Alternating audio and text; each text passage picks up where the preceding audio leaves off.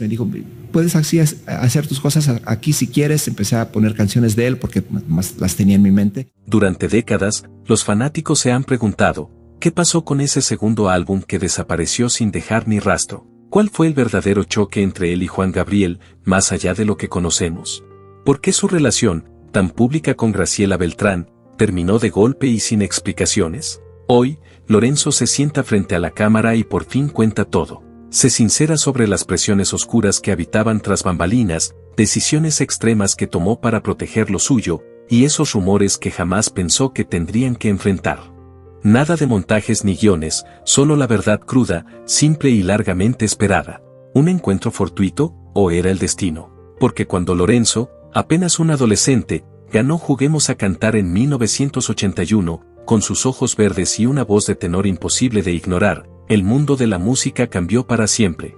Y justo en ese punto nació algo grande, una complicidad silenciosa entre un joven prodigio y el mismísimo Juan Gabriel, ya rey de Juárez y emperador de toda América Latina. Hoy, por fin, él nos revela todo lo que pasó, los secretos, las decisiones que marcaron su carrera, y los momentos en que la fama pasó factura.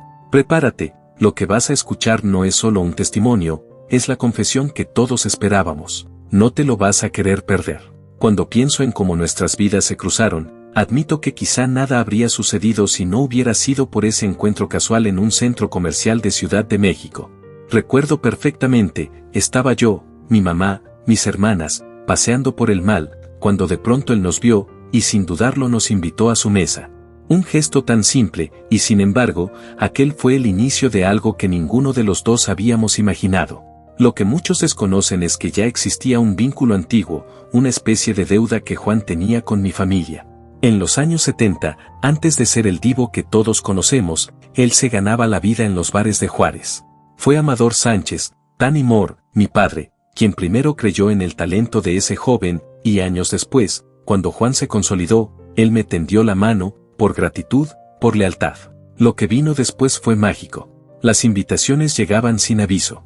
De pronto me encontraba en salones iluminados por velas, acompañado de un viejo piano y solo unos pocos elegidos escuchando. Esas noches no eran lecciones, eran confesiones, dos almas compartiendo madrugadas en voz y versos. Recuerdo que una de esas tardes, Juan me dijo, si quieres, aquí puedes hacer lo tuyo. Y entonces me senté frente al piano, empecé a escribir. Había en mi cabeza melodías que, sin yo saberlo aún, estaban pensadas para él. Canciones como Él no te quiere, muchachita, o Como me gustas, eran como cartas de amor disfrazadas. Letras profundas que escondían un anhelo mayor, y en aquellos salones íntimos se tejieron promesas que nunca se dijeron en voz alta.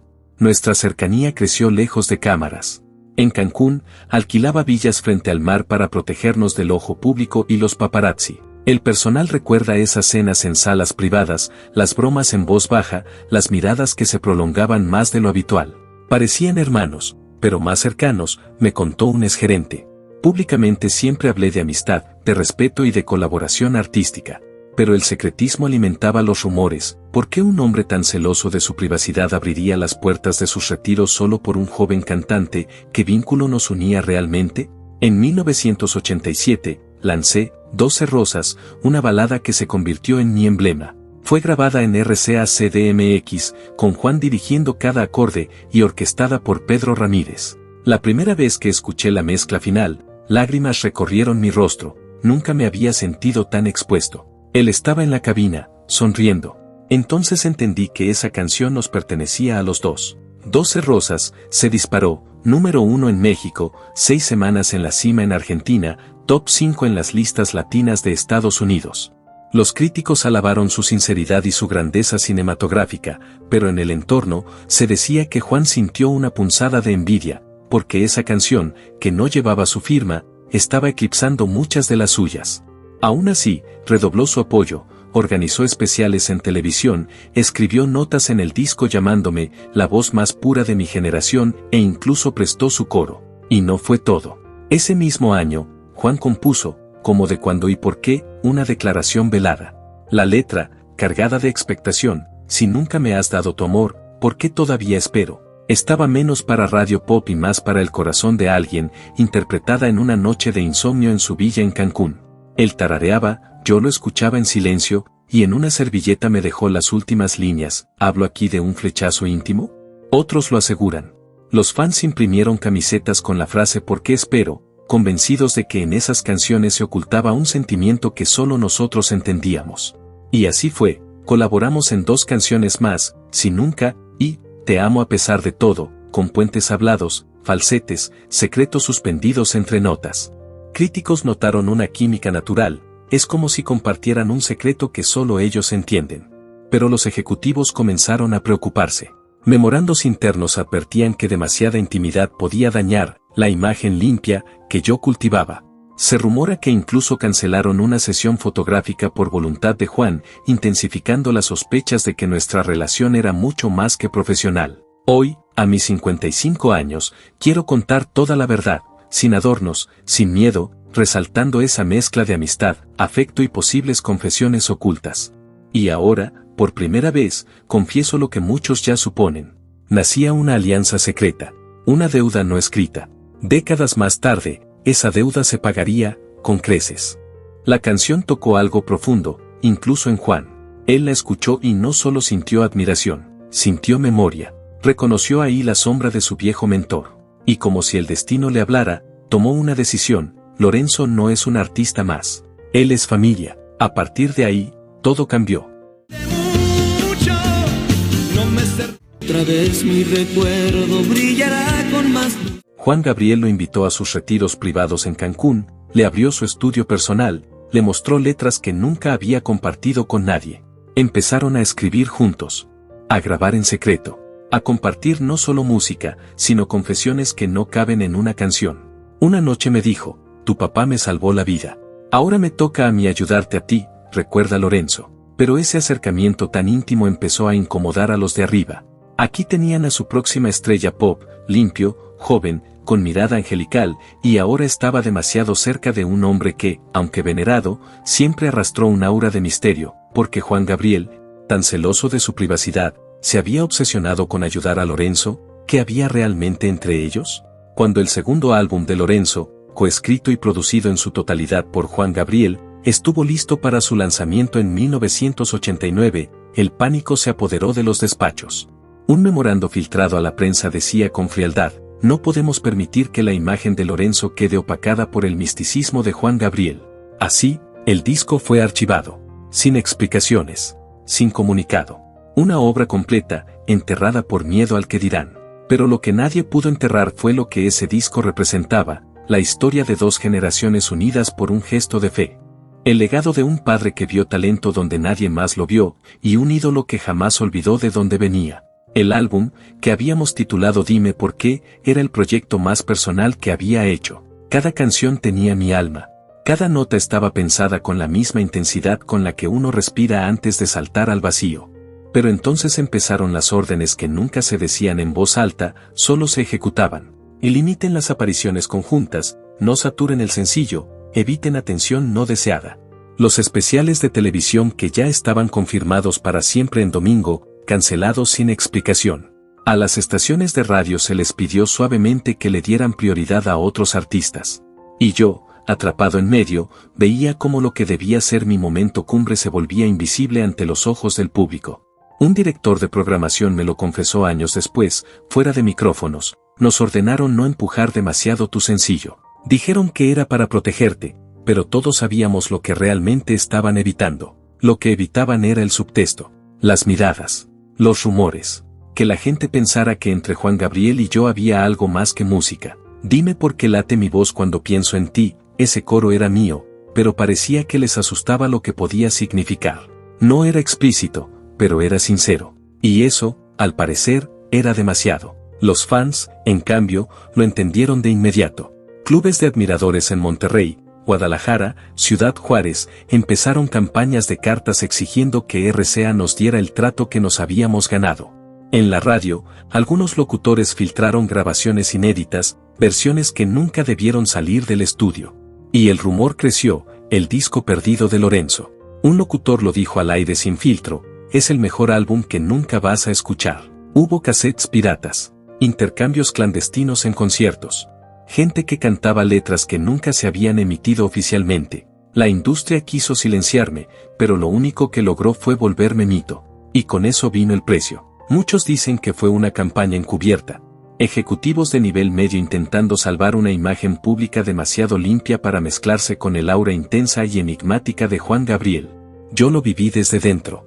Una vez me sentaron en una oficina de AIR y me lo dijeron sin adornos: en estos tiempos, basta una insinuación para arruinarlo todo. Elegimos protegerte, aunque no te guste. No me gustó. Para mí fue amargo. En una entrevista de 1992 con Notitas Musicales, lo dije con claridad: sentí que estaban silenciando mi propia voz. Le entregué todo a ese álbum, y luego, nada. Pero no me rendí. Ni entonces, ni nunca. A finales de 1993 decidí tomar el control. Entré al estudio con una sola intención: rendir homenaje al hombre que había apostado por mí. A ese ser humano que no solo creyó en mi voz, sino que compartió conmigo sus secretos, sus noches de composición, su vulnerabilidad. El resultado fue mi tributo a Juan Gabriel. No un disco más, una carta de amor musical, una muestra de respeto que me salió desde el alma. Lo grabamos durante 3 meses en los estudios Churubusco. Tenía a Rafael Pérez Botija como productor. Hicimos arreglos sinfónicos que envolvían mi voz en algo cinematográfico. Tomamos canciones como Querida y Hasta que te conocí y las reinventamos, no para superarlas, sino para acariciarlas desde otro ángulo. Y luego vino Te propongo que me des una oportunidad. Esa no era una canción vieja. Esa la escribió Juan para mí, para ese proyecto. Su letra: dame una oportunidad para mostrarte mi alma, la que solo late por ti.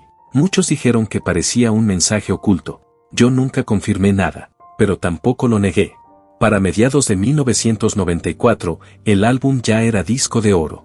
Había vendido más de 100,000 copias solo en México. Y sin embargo, la tensión seguía. A puerta cerrada, la disquera no estaba contenta. Me lo dijeron una vez, casi con vergüenza: Lorenzo, el disco es hermoso, pero preocupa que te asocien demasiado con él. Yo solo respondí: ¿con quién? ¿Con Juan? ¿Con su música? ¿Con su corazón? Nunca me contestaron. Y así fue como mi tributo a Juan Gabriel se convirtió en algo más que un álbum. Fue un acto de desafío, un cierre emocional, un nuevo comienzo. Porque al final, no importa lo que digan los contratos ni los comités ejecutivos. Lo que importa es lo que uno pone en cada canción. Y yo puse todo, todo. Sabrá la ingrata que tuve. Es tanto lo que te amo. Cuando me cancelaron ese especial de televisión, fue como revivir todo lo que ya había pasado con Dime por qué. Otra vez sentí que apagaban mi voz, pero esta vez no lo permití. En 1996, lo dije con todas sus letras en un comunicado: siento que me están silenciando, otra vez. Y entonces tomé una decisión que para muchos fue arriesgada, incluso suicida en términos comerciales: dejé RCA, dejé Ariola y firmé con Fonovisa. ¿La razón? Libertad. Libertad para crear, para elegir mis canciones, para cantar lo que realmente sentía sin tener que pedir permiso. Mi primer proyecto con Fonovisa fue Corazón de mi padre, y no fue cualquier álbum. Fue mi forma de honrar mis raíces, mi historia, y sobre todo, el legado de mi papá, Tani Moore. Mezclé las baladas que siempre fueron parte de mí con sonidos del norte, con arreglos que respiraban frontera, polvo, carretera y amor. La crítica lo aplaudió. Dijeron que por fin había encontrado mi voz adulta, pero la industria ya no era la misma. Nuevas modas, nuevos ídolos. Mientras otros llenaban estadios con pop explosivo o cumbia bailable, yo recorría teatros, auditorios medianos, cantando para los que aún querían escuchar. Nunca dejé de girar. Nunca dejé de cantar. Y mientras tanto, Juan Gabriel vivía su propio regreso triunfal. En agosto de 2016, se paró en The Forum de Los Ángeles y llenó el escenario con la misma fuerza de siempre. Cerró ese concierto con un homenaje a Rocío Dúrcal y un mensaje que aún me retumba: felicidades a todos los que están orgullosos de ser quienes son. 2 días después, el mundo se detuvo. Era el 28 de agosto, 11:17 de la noche. Juan Gabriel murió de un infarto en su departamento en Santa Mónica. Yo estaba de gira, en pleno concierto cuando me dieron la noticia. Fue como si se me partiera el pecho. Sentí que perdía algo más que a un maestro, perdía a una parte de mí. Él fue más que un mentor, fue familia. Desde ese día, cada show que di, cada escenario que pisé, lo hice pensando en él. Toqué mi tributo a Juan Gabriel completo en cada ciudad. Entre canción y canción contaba nuestras historias, las madrugadas en el estudio, las pláticas frente al mar, los silencios que decían más que 1000 palabras. La gente lloraba. Yo también. A veces, no podía ni terminar los versos. Grabé un álbum en vivo de esa gira. En vivo, homenaje a Juan Gabriel. No para ganar. Lo doné todo. Cada peso fue para una fundación en Ciudad Juárez que apoya a jóvenes músicos. Porque si alguien supo lo que era empezar desde nada, fue él. Y si alguien supo lo que es que te den una mano, ese fui yo. Importantes es el tiempo que yo pasé junto a Juan Gabriel. Dijo, pero estábamos platicando mi papá y él mencionaba mucho de que él era fan de mi papá. Pensé que ya lo había dicho todo, pero en 2010, la vida me tenía una última sorpresa. Estábamos en el set de Duetos de Estrella TV, una presentación casual, sin guión, y entonces, ahí estaba ella, Graciela Beltrán, la reina de la música regional. Entró al estudio y cuando nuestras miradas se cruzaron, fue instantáneo. Ella lo dijo después en una entrevista, simplemente me gustó. Me enamoré al instante. Nuestra colaboración, nació nuestro amor, no fue marketing, no fue estrategia, fue real. Nació entre sesiones nocturnas en los estudios Churubusco. Los productores aún no recuerdan cómo ella llegaba con esa sonrisa dulce, y como yo, simplemente me derretía. Es un hombre romántico, dijo ella. Y yo no pude evitar sonreír. Así fue. Después de todo el ruido, los silencios impuestos, las decisiones difíciles, la industria, las pérdidas, la vida me regaló un nuevo comienzo. Y hoy, al mirar atrás, veo todo lo que perdí y todo lo que gané. Porque entre canciones, silencios, homenajes y amores verdaderos, lo único que siempre he tenido claro es esto: mi voz es mía.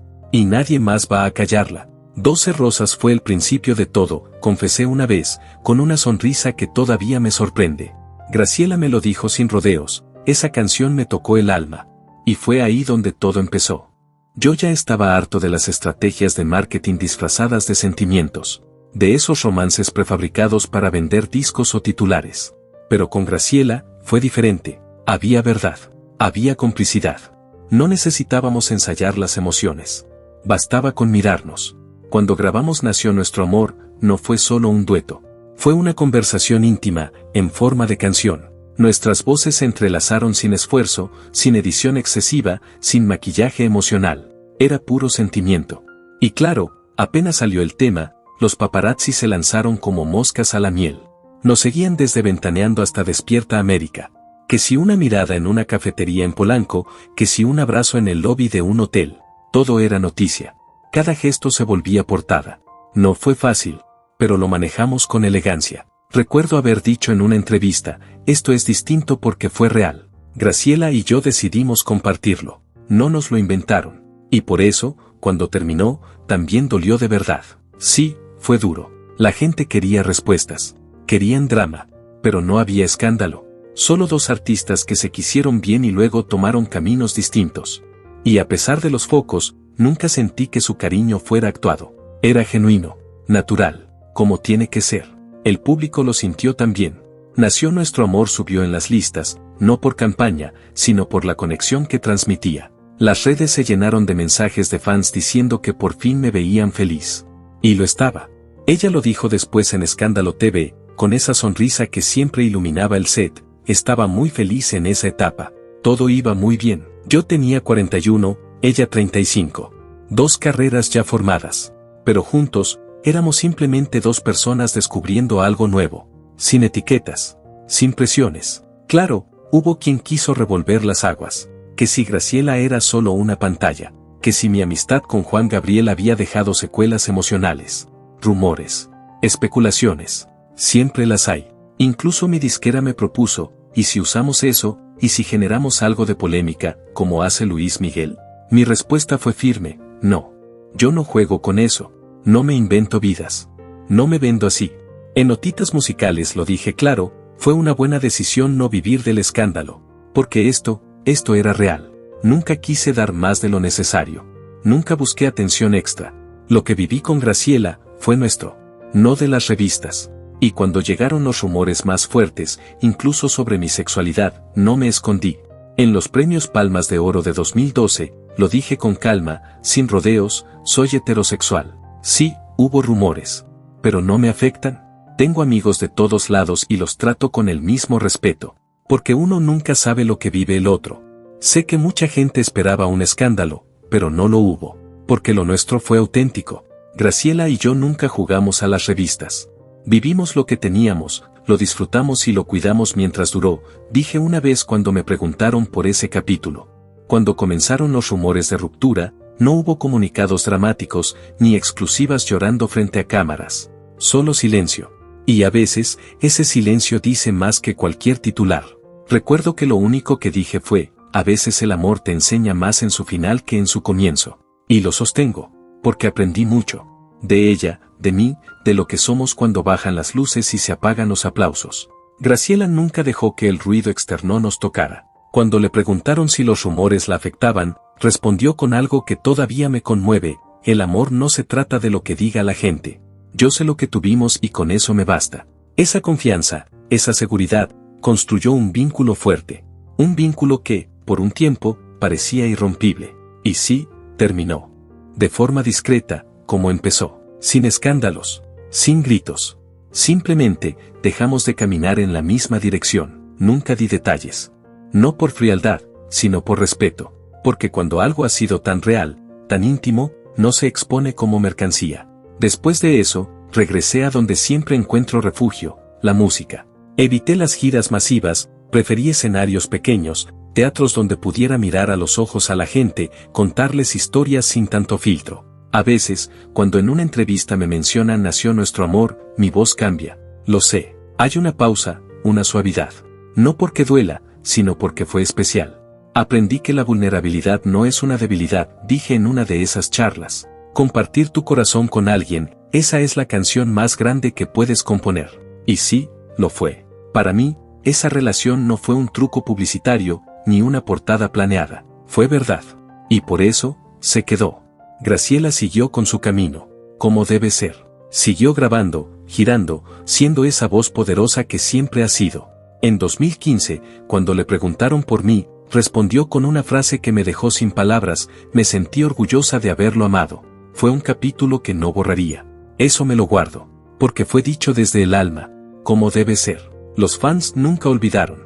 Cuando nació nuestro amor suena en la radio o lo canto en algún concierto, las redes se llenan de nostalgia. Comentarios como, volverán a cantar juntos, esa canción me recuerda a otro tiempo, yo solo sonrío. Porque aunque ese capítulo ya se cerró, lo que vivimos sigue ahí. Sin adornos. Sin escándalos. Solo un recuerdo que sigue vibrando, como una nota sostenida, que se niega a desvanecerse. Durante años escuché de todo, que si mi amistad con Juan Gabriel era demasiado cercana, que si me protegían porque no sabían cómo vender mi imagen, que si estaba confundido, que si mi carrera la habían enterrado por miedo. Hoy ya no tengo nada que esconder, ni por qué callarme. Sí, Juan Gabriel fue una figura muy importante en mi vida. Fue un mentor, un amigo, un alma que me entendía a otro nivel.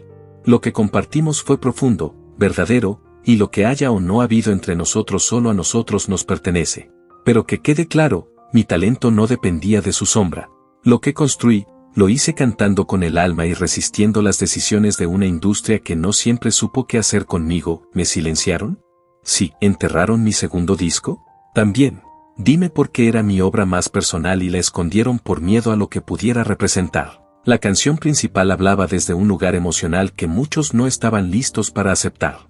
Y cuando pedí respuestas, me ofrecieron excusas, y sobre Graciela, lo nuestro fue real. La gente buscaba escándalos, titulares, declaraciones cruzadas.